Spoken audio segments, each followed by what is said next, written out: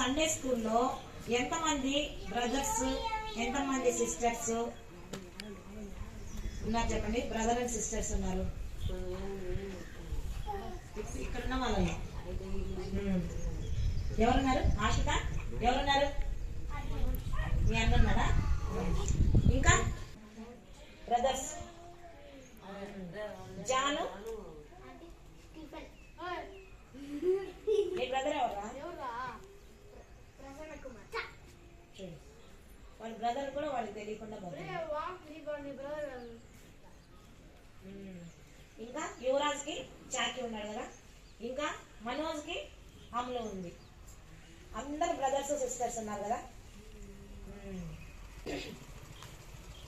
ఈరోజు మనము బైబిల్లో మొట్టమొదటి అన్నదమ్ముల గురించి తెలుసుకున్నాం. ఎలా మీరు మీ అన్నని మీ చెల్లెల్ని మీ అక్కని మీ తమ్ముని మీరు ప్రేమిస్తున్నారా? ప్రేమిస్తున్నావా? ఎలా చెప్తావు చెప్పు? ఏదైనా తెచ్చుకుంటే మా అన్నకి మీ అన్నకి ఇస్తారా? అభినవ్ అబద్ధం మీ అన్న మీకు ఇస్తారా? ఇస్తాడు. వెయిట్ చేసి చెప్పు. మీ అన్న నేను బాగా చూసుకుంటాడా? చూసుకుంటాడు. ఎలా చూసుకుంటాడు? చూసుకుంటాడంటే బాగా చూసుకుంటాడు. బాగా ఎత్తుకొని ఇంటికి పెట్టుకుంటాడా? కంటతో వాక్యం నేర్పించారా ఏ రోజైనా? వాక్యం నేర్పించారా ఏ రోజైనా? కూర్చోబెట్టుకొని నేర్పిలా అంటే బాగా చూసుకోవాలా? అయిపోయినాడు. ఎందుకంటే వాక్యం నేర్పిలా కదా, ఒక్కరోజు నేర్పిలా, ఒక్కసారి కూడా నేర్పిలేదు కదా. అభినవ్ ఏమి ఇంకా ఎంతమంది ఉన్నారు? నువ్వు నేర్పిస్తున్నావా మీ చెల్లికి? Very good. ప్రేమకి వాళ్ళ అక్క నేర్పిస్తుంది. ఎందుకంటే సండే స్కూల్లో సాత్విక నా స్టూడెంట్ కాబట్టి ఖచ్చితంగా నేర్పించున్నాము. అలాగా మనమైతే ఏం చేస్తాము? ప్రేమిస్తాం. ప్రేమ అంటే మనం ఏమనుకుంటాం? కొనిచ్చేటివి, మనకిష్టమైనవి అదే మనకిష్టమైనవి కొనియడము, తినిపించడము, మాట్లాడటము, వాళ్ళ పక్కన కూర్చొని మాట్లాడటము, ఇవే ప్రేమ అనుకుంటాం కదా. అవన్నీ ప్రేమ కాదు. ఎందుకంటే అది లోకపరమైన ప్రేమ. అయితే నిజమైన ప్రేమ ఏంది? మనల్ని ఇష్టపడే వాళ్ళు మనకేం చేస్తారు? మంచిది చేస్తారంట. మంచిది అంటే ఏంది? ఈ లోకంలో అన్నిటికంటే మంచిది ఏముంది చెప్పండి? ఇప్పుడు దేవుని వాక్యమే. Very good. దేవుని వాక్యమే మంచిది. అది మనకి ఎవరిస్తారో వాళ్ళు మనల్ని ప్రేమిస్తున్నట్టు కదా. అయితే అన్నదమ్ముళ్ళు అక్క చెల్లెలు వీళ్ళు ఎలా ఉన్నారు? కొట్లాడుకుంటా ఉంటున్నారా లేదా? ప్రేమిస్తున్నారా? ఏం లడ్డు మీ అక్క నువ్వు ఏమన్నా లెక్క చేస్తావా? చెయ్యవు. అడ్డంగా ఉంటుంది కరెక్టే. అలా 100 గంట. ఈ ఆదికాండము 4వ అధ్యాయం చేయండి.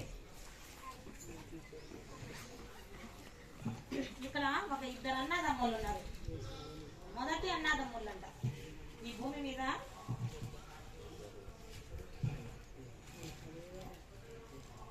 నాలుగో అధ్యాయము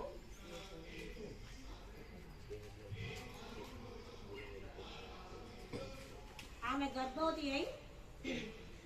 గర్భవతి అయి కయీనుని కని యెహోవా దయ వలన నేను ఒక మనిషిని సంపాదించుకున్నానెను. ఎవరు గర్భవతి అయింది ఇక్కడ?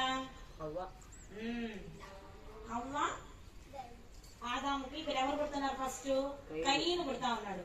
ఆ తర్వాత ఎవరు పుడతా ఉన్నారు? చదవండి చదవండి. 2వ వచనం.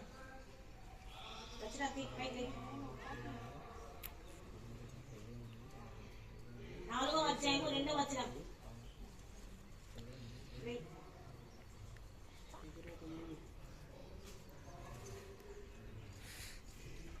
తరువాత ఆమె అతని తమ్ముడుగా హేబేలును కనెను. హేబేలు గొర్రెల కాపరి, కయీను భూమిని సేదపరిచేవాడు. కొంతకాలమైన తరువాత కయీను పొలము పంటలలో కొంత యెహోవాకు అర్పణగా తెచ్చాను. హేబేలు కూడా తన మందలలో తొలిచూలుగా పుట్టిన వాటిలో కొవ్వుని వాటిని కొన్ని తెచ్చాను. ఇక్కడ ఏం చేస్తున్నారు? ఇక్కడ ఆదాము అవ్వకి కయీను హేబేలు అనే ఇద్దరు జన్మిస్తా ఉన్నారనమాట. వీళ్ళిద్దరు ఎవరు?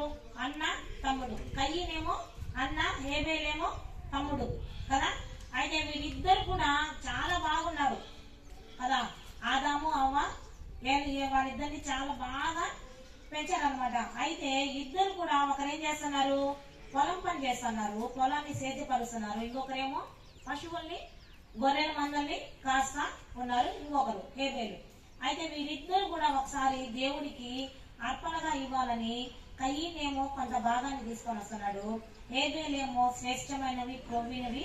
క్రొవ్వినవి ఎలా ఉంటాయి? లావుగా పుష్టిగా ఉంటాయి కదా. పుష్టిగా, లావుగా, అందంగా ఉంటాయి, బాగా బలంగా ఉంటాయి.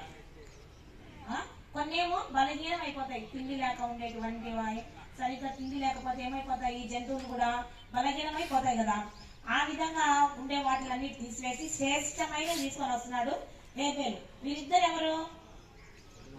అన్న తమ్ముళ్ళు కదా. చిన్నప్పటి నుంచి కలిసి మెలిసి పెరిగిన వాళ్ళు. అయితే దేవుడు ఏం చేశాడు? హేబేలు యొక్క అర్పణని తీసుకున్నాడు, కయీను అర్పణను తీసుకోవాల. వెంటనే కయీనుకి ఏమొచ్చేసింది? కోపం వచ్చేసింది తమ్ముడి మీద. అంతకు ముందంతా వాళ్ళు ఏ విధంగా ఉన్నారు? బాగా స్నేహంగా ఉన్నారు, మంచిగా ఉన్నారు, ప్రేమగా ఉన్నారు. కానీ దేవుడు ఏం చేశాడు? తీసుకోకపోయేసరికి అది కయీనుకి కోపం ఎవరి మీద రావాలి? తీసుకోఉంది దేవుడి మీద కదా. కానీ ఎవరి మీద వచ్చింది? తమ్ముడి మీద వచ్చింది. తమ్ముడు ఏం చేశాడు? నువ్వు ఏ విధంగా ఇచ్చాడు? హేబేలు కూడా ఆ విధంగానే ఇచ్చాడు. హేబేలు మీద కోపం వచ్చేసి హేబేలుని కయీను ఏం చేశాడు? కొట్టాడు అనమాట. కొట్టగానే ఆవేశంతో కొట్టేసరికి అది తగలకూడని చోట తగిలి రక్తం వచ్చి చనిపోయినాడు. కయీనుకి ఏమైంది? చంపాలనే ఉద్దేశం కాదు, కోపం వచ్చి ఏం చేశాడు? కొట్టాడు, చనిపోయాడు కదా. చూడండి, కోపము తమ్ముడి మీద ఏమన్నా, తమ్ముడు నాకంటే చిన్నవాడు కదా, నేను అలా ఆ చిన్నవాళ్ళ మీద మనం ఏం చేయాలి? ప్రేమను చూపించాలి. మనకంటే చిన్నవాళ్ళు 1 సంవత్సరం కానీ, 1 నెల కానీ, 2 ఏళ్ళు, ఎన్ని రోజులైనా సరే మనకంటే చిన్నవాళ్ళ మీద మనం ఏం చేయాలి? ప్రేమను చూపించాలి. మనము పెద్దవాళ్ళం కదా అని చెప్పి వాళ్ళ మీద మనం ఏం చేయకూడదు? అధికారం చేయకూడదు. ఇప్పుడు హేబేలు కొట్టాడా? కొట్టలేదు. ఎందుకు? అన్న. ఎక్కడ కూడా తమ్ముళ్ళు అన్నల్ని కొట్టారు కదా, కొట్టారు. కానీ అన్నలు తమ్ముడిని కొట్టా ఉంటారు. ఈ అన్నదమ్ములలో ఇక్కడ ఏం చేశాడు? కయీను ఏం చేశాడంటే హేబేలుని కొట్టగానే హేబేలు చనిపోయాడు. కయీనుకి ఏమొచ్చింది? దేవుడి యొక్క శాపం వచ్చేసింది. ఊరు వదిలి, తల్లిదండ్రులను వదిలేసి, ఊరు వదిలేసి ఎక్కడో అరణ్యంలోనికి వెళ్ళిపోయాడు శాపంతో. ఎందుకు? తమ్ముణ్ణి ద్వేషించడం వలన శాపం వచ్చింది కదా. అదే ఇంకొక అన్నదమ్ములు చూద్దాము. ఆదికాండము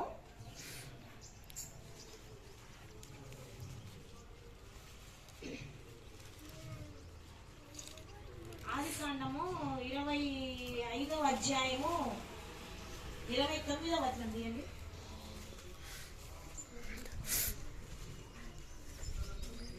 25,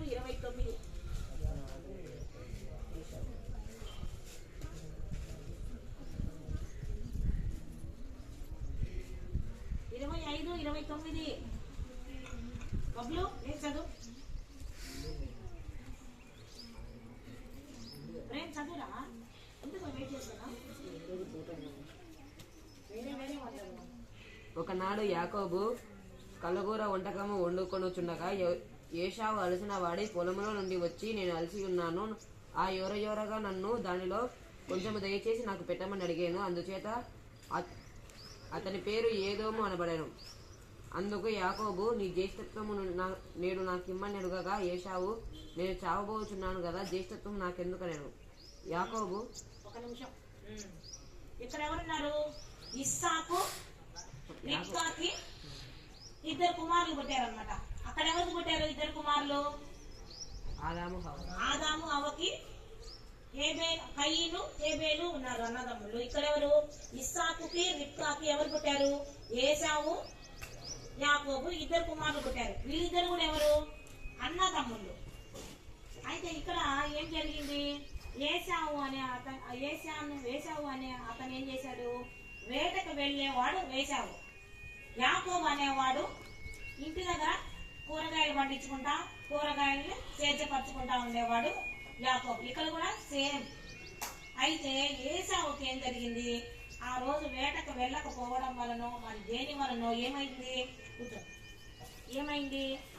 ఆకలేసింది. ఎవరికి? అన్నకి ఆకలేసింది. అన్నకి ఆకలేసినప్పుడు బాగా విపరీతమైన ఆకలి కదా. ఆకలిలో ఉంటే పని చేయగలుగుతారా? ఎవ్వరు చేయలేరు. అయితే ఏశావు ఏం చేశాడు? తమ్ముడు దగ్గరికి వెళ్ళి, తమ్ముడు ఎవరు ఏశావుకి? యాకోబు కన్నెవరు? ఏశావు యాకోబుకి తల్లిదండ్రులు ఎవరు? ఇస్సాకు, రిబ్కా. మీరు వింటున్నారా లేదా?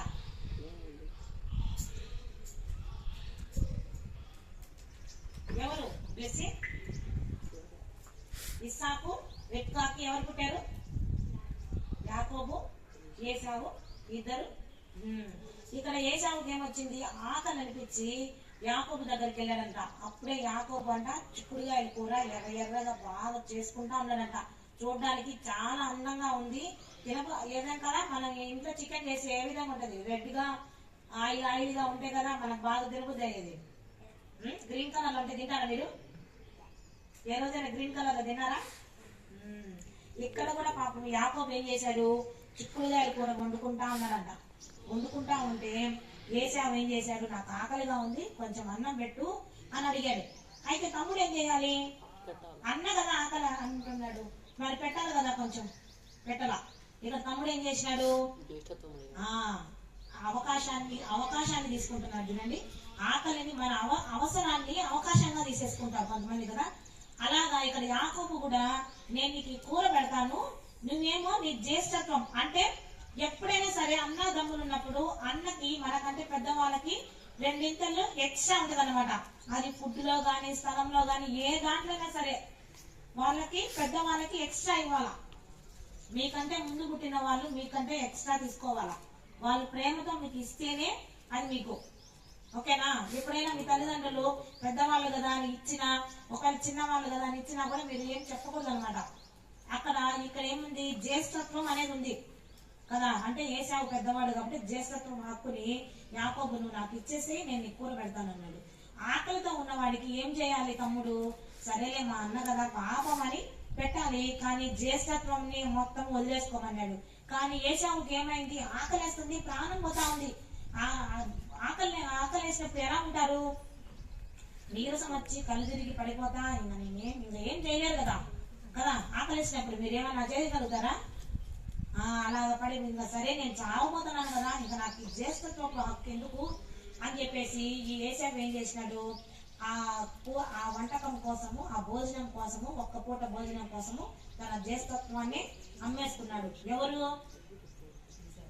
ఏశావు అమ్మేసుకున్నాడు. చూడండి, ఇక్కడ ఈ తమ్ముడు ఎలా ఉన్నాడు? అన్నని బాధ పెట్టే తమ్ముడుగా ఉన్నాడు కదా. అంతేకాకుండా ఈ తమ్ముడు ఏం చేశాడు? వాళ్ళ తండ్రి ఆశీర్వదిస్తాను, నువ్వు వెళ్ళి నా కోసం ఏదైనా ఆహారం తీసుకొని రా అని చెప్పినప్పుడు ఏశావుకి యాకోబు ఏశావు ప్లేస్ లో వెళ్ళి ఏశావు యొక్క ఆశీర్వాదాలన్నీ తీసేసుకుంటాడు. ఆయనకి వాళ్ళ తండ్రికి కళ్ళు కనిపించవు అనమాట. అయినా మనం కూడా ఏం చేస్తాము? మన తమ్ముడు చిన్నవాళ్ళు పెద్దవాళ్ళకు ఉండేటివి కూడా అడిగి ఇప్పించేసుకోవడము, వాళ్ళ దగ్గర ఏదున్నా కూడా తీసేసుకోవడము చేస్తుంటారు కదా. ఎందుకంటే అధికారంతో దౌర్జన్యంతో చేస్తూ ఉంటారు కదా. కానీ ఇక్కడ యాకోబు ఏం చేశాడు? దొంగతనం చేశాడు ఆశీర్వాదాలన్నిటినీ కూడా. తన అన్నకి చెందవలసినటువంటి ఆశీర్వాదాలన్నీ కూడా తీసేసుకున్నాడు. ఇలా ఉంటున్నారు అనమాట అన్నదమ్ములు. ఇలా ఉండొచ్చా? అన్నదమ్ములు ఉండకూడదు, మంచిగా ఉండాలి, ప్రేమించే వాళ్ళగా ఉండాలి. అయితే అన్న ఏముంది నన్ను తినన్నా అని చెప్పి యాకోబు ఇచ్చుండొచ్చు కదా పాపం. అలా ఇవ్వకపోవడం వల్ల ఏశావుని బైబిల్ గ్రంథం అంతటి మీద భ్రష్టుడుగా ఇచ్చేశాడు. కానీ యాకోబు పారిపోయాడు. ఏం చేశాడు? మోసం. అలా చేసినందుకు యాకోబుకి ఏమైనా సంతోషం కలిగిందా? ఏమి లేదు. ఆశీర్వాదాలు దొంగిలించడం వల్ల అన్నని నమ్మక ద్రోహం చేయడం వల్ల ఏమైపోయాడు? తన తల్లిదండ్రుల్ని, అన్నల్ని, అందరినీ, తన చుట్టుపక్కల ఉన్న వారందరినీ వదిలేసి ఎక్కడికో వెళ్ళిపోయాడు. ఎన్నో సంవత్సరాలు ఒంటరిగా వెళ్ళిపోయాడు కదా, తన తల్లిదండ్రులకు కూడా దూరంగా వెళ్ళిపోయాడు మోసం చేయడం వల్ల. తన అన్నని ప్రేమించకపోవడం వల్ల యాకోబుకి అలాంటి వచ్చేసింది. అక్కడ కయ్యని కూడా ఏమైంది, ఆయన కూడా ఏమయ్యాడు, తన తల్లిదండ్రులందరినీ వదిలేసాడా లేదా, ఆదాము ఎక్కడికో వెళ్ళిపోయాడు, దేవుని శాపం వచ్చింది. ఇక్కడ ఆశీర్వాదాలు దొంగతనం చేయడం వల్ల ఇక్కడ ఏమైంది, యాకోబుకి పారిపోయాడు. ఊరు వదిలి ఎవరైనా పారిపోతారా? పారిపోయాడు. అయితే ఇలా ఉండకూడదంట అన్నదమ్ముళ్ళు. ఎప్పుడు మనకంటే తక్కువ వయసు ఉన్న వాళ్ళని మనం ప్రేమించి వాళ్ళకి ఏం చేయాలి, దేవుడు వాక్యాన్ని చెప్పాలి, ఏది మంచిదో వాళ్ళకి చేస్తూ ఉండాలి. ప్రతి విషయంలో మనం వాళ్ళకి ఏం చేయాలి, తోడుగా ఉండాలి. ఇలాంటి అన్నదమ్ములే కాకుండా తన తమ్ముడిని తన అన్నని ఎంతగానో ప్రేమించే అన్నదమ్ములు కూడా ఉన్నారంట బైబిల్లో. మత్తయి సువార్త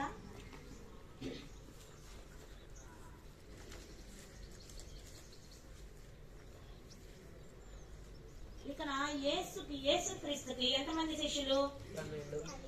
12 మంది శిష్యుల్లో 4 ఉన్నారు అన్నదమ్ములు. ఒకరు జబదయి కుమారులైన యోహాను, యాకోబు, ఇంకొకరేమో ఆంద్రేయ, పేతురు.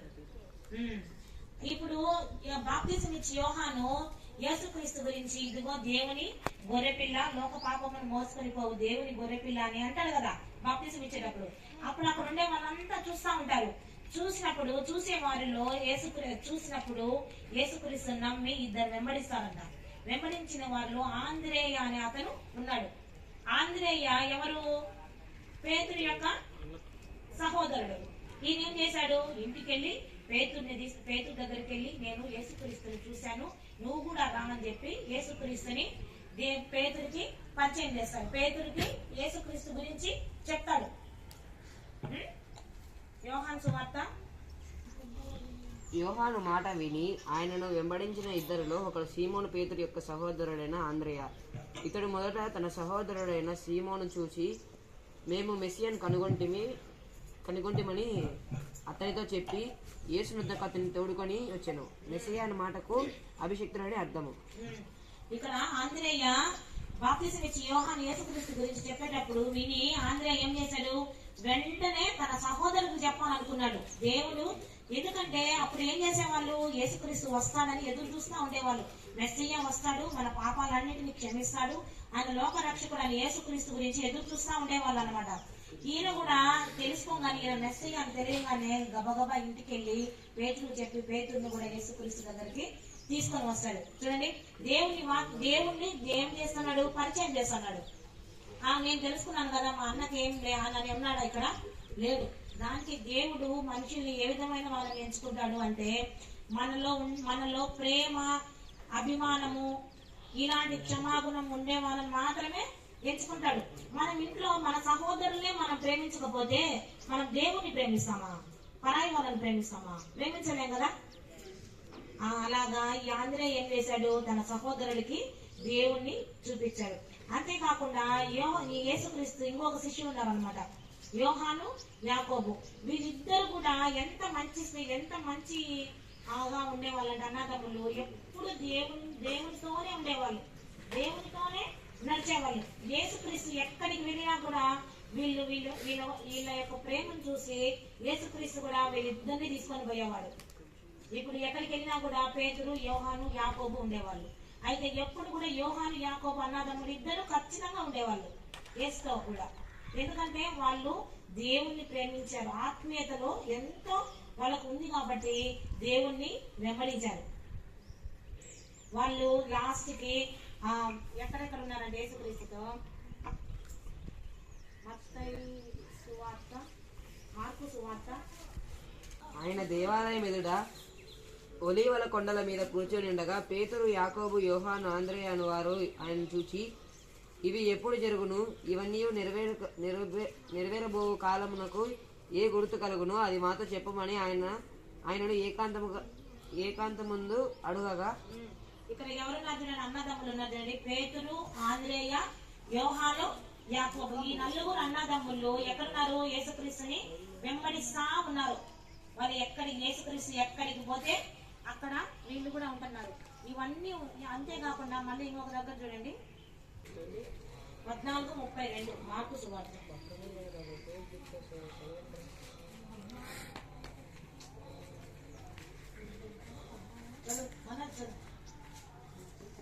వారు గెత్సమని అనబడిన చోటున వచ్చినప్పుడు ఆయన, నేను ప్రార్థన చేసి వచ్చి వారికి నీకు ఇక్కడ కూర్చుండునని తన శిష్యులతో చెప్పి పేతురుని, యాకోబును, యోహానును వెంట పెట్టుకొని పోయిగా మిగులు విభ్రాంతి నొందుటకును చింతాకాంతుడ ఊపిని ఆరంభించాను.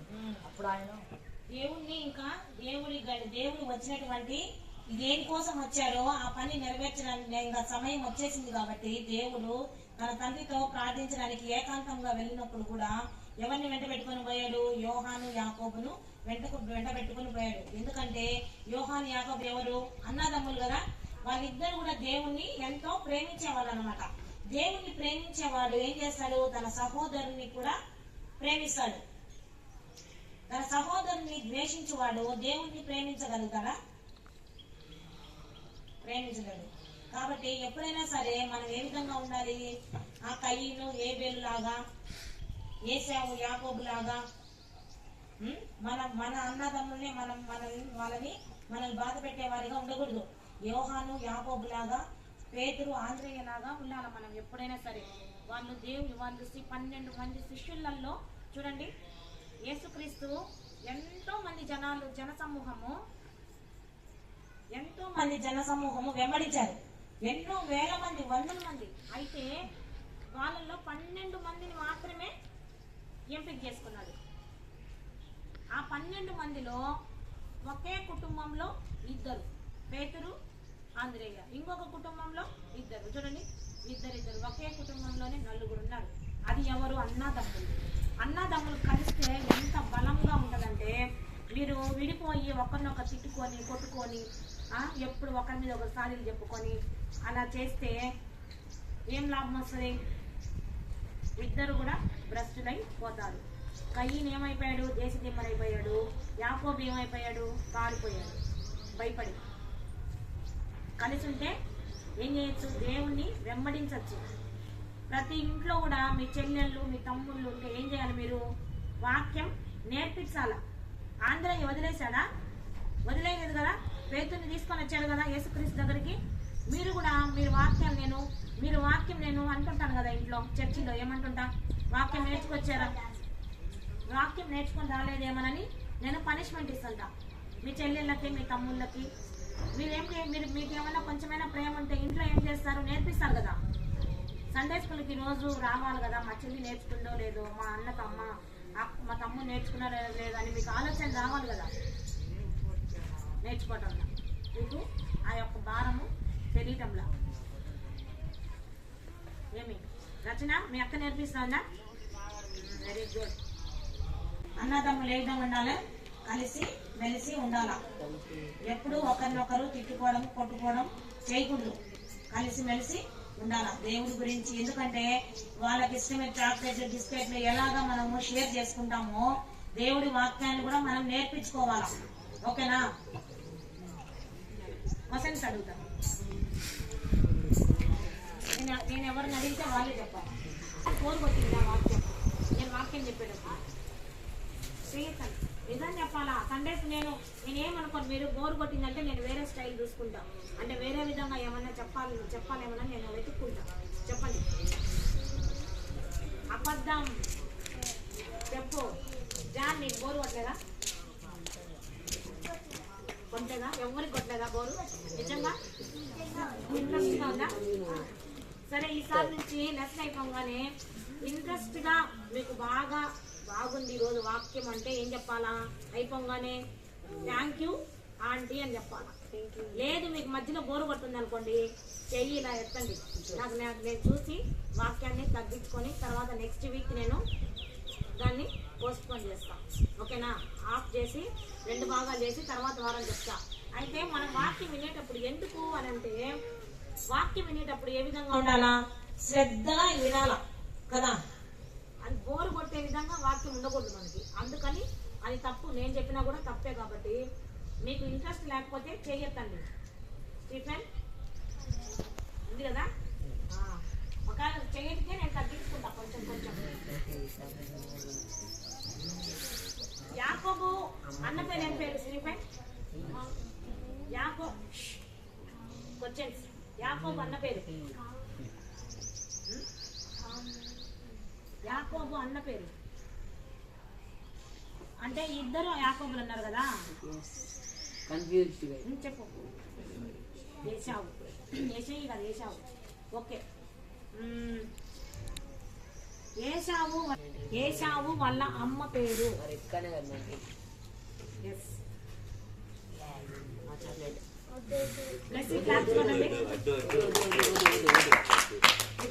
చెప్పింది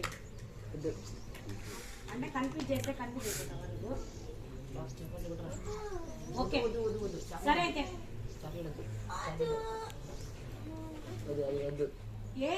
ఎవరికి దేవుని శాపం వచ్చింది కయ్యను వెరీ గుడ్ నేను అడిగిన వాళ్ళే చెప్పాలని చెప్పా అంటే కయ్యను ఎక్కడికి వెళ్ళిపోయినాడు దేశమై వదిలిపెట్టేసి దేవుడి దేమరైపోయాడు ఓకే ఇంకా వాళ్ళ అన్న దేవుడి వాక్యం విని మెస్సీయాను కనుగొన్నాను నేనని చెప్పి వాళ్ళ సహోదరుని తీసుకొని పోయినాడు ఒక ఆయన ఎవరైనా బబ్లు చెప్పు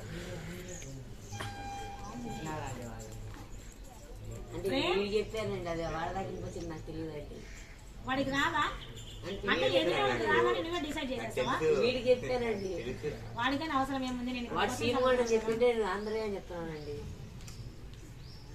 ఆంధ్రయ్య వాళ్ళ బ్రదర్ పేరు ఏం పేరు ఆంధ్రయ్య వాళ్ళ బ్రదర్ పేరు ఆంధ్రయ్య బ్రదర్ పేరు చెప్పురా అమ్మాయి కింద తీసుకోవాలి ఆఫ్ చేసి దాన్ని దూరం ఎవరు ఆంధ్రయ్య వాళ్ళ బ్రదర్ ఎవరు చెప్పు ఆన్సర్ చెప్పు నేను చెప్పలేదండి వాడు చెప్పాడు ఈసారి ప్రేమ్ మొక్కలంగు ఆంటీ ఆంటీ రియల్లీ అండి ఫస్ట్ టైం నేను చెప్పాను ఎదుటి తక్కువ తెలివి తక్కువ వాళ్ళకి అంచనా వేస్తాం నేను చెప్పలేదండి వీడండి చెప్పింది సెకండ్ టైం మనం ఆన్సర్ అడగకుండానే వాళ్ళు అడిగితే ఒక్క నిమిషం అండి కార్తిక్ ఎవరు చెప్పింది నన్ను అంటారు నువ్వు కూడా మొక్కలంగు ఇప్పుడు ఆన్సర్ వాళ్ళు అడిగితే చెప్పడం వేరు వాళ్ళు అడగకుండానే మనం చెప్పేసినాం అనుకో అప్పుడు ఏంటి అర్థం తెలుసా వాళ్ళు తెలివి తక్కువ వాళ్ళు మనం తెలివైన వాళ్ళమని నిరూపించుకుంటున్నట్టు ఏంటో నేను అన్ని వీడియోస్ లో చూసినా కదా వాళ్ళ పక్కన ఉన్న అడుగుతుంటే నువ్వు చెప్పేస్తుంటావు ఉన్నది వీళ్ళిద్దరు అక్క చెల్లెల్ని అడుగుతాం ఇంకొక ఇద్దరు అన్నదమ్ములు ఉన్నారు దేవుని వెంట పెట్టుకొని ఉన్న అన్నదమ్ములు చెప్పండి పేతురు ఆంధ్రయ్య కాకుండా ఇంకొకరు చెప్పండి ఇంకా యోహాను యాకోబు ఓకే ఇద్దరు అన్నదమ్ములు ఎవరు యోహాను యాకోబు పేతురు ఆంధ్రయ్య వీళ్ళెవరు అన్నదమ్ములు ప్లస్ జాలర్లు ప్లస్ శిష్యులు ప్లస్ అపోస్తలులు వీళ్ళకి ఎంత గొప్ప ధన్యత ఉందంటే వీళ్ళకి పరలోకంలో సింహాసనాలు ఉన్నాయంట వీళ్ళ పేర్లు కూడా ఎక్కడున్నాయి తెలుసా ఈ అన్నదమ్ముల పేర్లు ప్రకటన గ్రంథము 20వ అధ్యాయము 14వ వచనం చదువుతాయి ఈ అపోస్తలుల పేర్లు చూడండి ఈ అన్నదమ్ముల పేర్లు ఈ నలుగురు పేర్లు 21వ అధ్యాయము 14వ వచనం తీయండి ఆ పట్టణపు ప్రాకారము 12 పునాదుల గది ఆ పునాదుల పైన గొర్రెపిల్ల యొక్క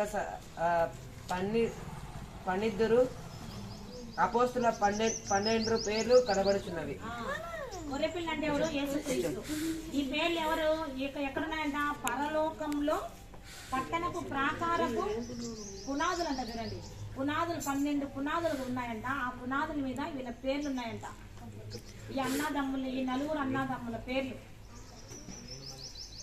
12 మందిలో ఈ అన్నదమ్ములు ఉన్నారు దేవుని వెంబడించిన అన్నదమ్ములు వీరిద్దరే పేతురు బ్రదరు యోహాను బ్రదరు యోహాను యాకోబు పేతురు ఆంధ్రయ్య వీళ్ళిద్దరు చూడండి అలా ఉండాల బ్రదర్స్ అంటే అది ఎలా కుదురుతుంది అంటే దేవుళ్ళో ఉంటేనే మనం మన చెల్లెలని మన అన్నల్ని మన తమ్ముళ్ళని ప్రేమిస్తాం ఏమి ఓకే ఈ కొద్ది వాక్యం దేవుడు దీవించుగాక.